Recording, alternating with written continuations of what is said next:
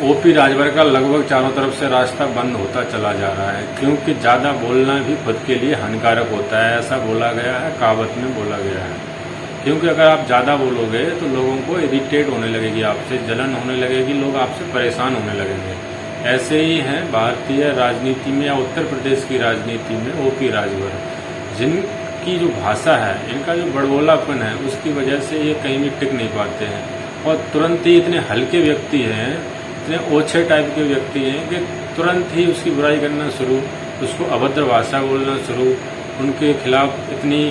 गंदी टिप्पणियां करना शुरू कर देते हैं जिसके खिलाफ रहते हैं उसी के खिलाफ। अगर मान लिया जाए पहले वो बीजेपी की सपोर्ट में थे, उसके बाद बीजेपी से हटके सपा में आ गए। ये सपा में रहते हुए जो उन्होंने बीजेपी के नेताओं को बोला है,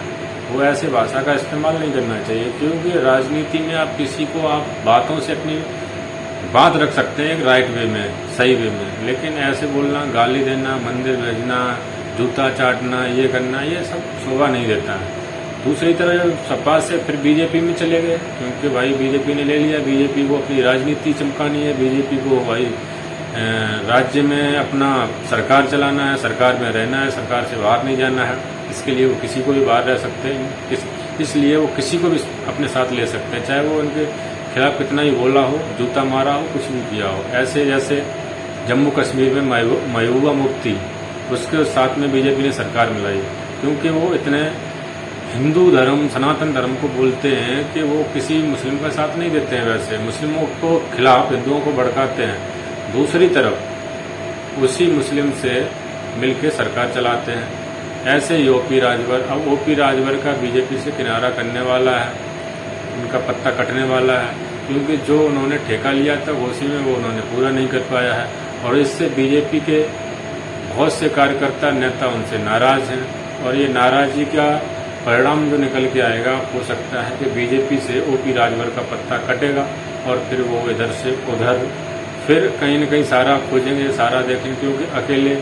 कुछ भी करना उनके बस की बात नहीं है। तो इस प्रकार से हो सकता है कि बीजेपी से जो उनके सीनियर लीडर हैं, उनसे जो कार्यकर्ता अपनी बात रख रहे हैं, कह रहे हैं कि ये नेता किसी भी काम का नहीं है और इसके कहने से कोई भी वोट नहीं करता है, ये किसी भी वोट नहीं दिला सकता है, लेकिन अपनी राजनीति चमका सकता है किसी के सहारे से, चाहे वो सपा का सहारा लेना हो, चाहे बीजेपी का लेना हो। अपने बेटों को विधायक और सांसद बनाने की जुगाड़ में है, खुद मंत्री बनने की जुगाड़ में है। तो ऐसा अगर ये कर रहे हैं तो इसीलिए कर रहे हैं, इसलिए दूर रहा जाए, उनके कार्यकर्ता नाराज हैं। अब देखना ये है कि राजभर रहते हैं बीजेपी में या उन्हें बाहर का रास्ता दिखाया जाता है।